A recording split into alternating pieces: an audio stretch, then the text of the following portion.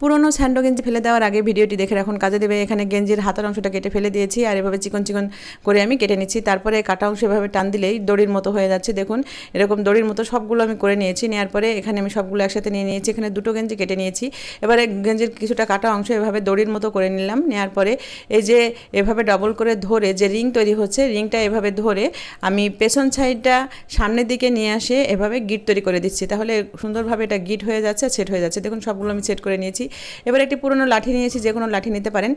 নেওয়ার পরে গেঞ্জি যে কাটা অংশ সেটা আমি এখানে গোল করে বেঁধে দিলাম, আর যেটা আগে থেকে তৈরি করে রেখেছিলাম সেটা এভাবে আমি এর সাথে পেঁচে দিচ্ছি। আর প্রতিটা প্যাচ দিবেন এবং একটা করে গিট দিয়ে দিবেন, তাহলে মজবুত হয়ে আটকে থাকবে। লাস্টে আমি দুটো অংশ ধরে এভাবে গিট দিয়ে দিলাম। এটা তৈরি হয়ে গেল আকর্ষণীয় একটি মব। আপনি খুব সহজেই এভাবে মব তৈরি করে নিতে পারবেন। অনেক সময় দেখা যায় বাজারে যাওয়া হয় না, মব কেনা হয় না, আপনি ঘরে কিন্তু এভাবে মব তৈরি করতে পারবেন। আশা করছি টিপসটা কাজে দেবে।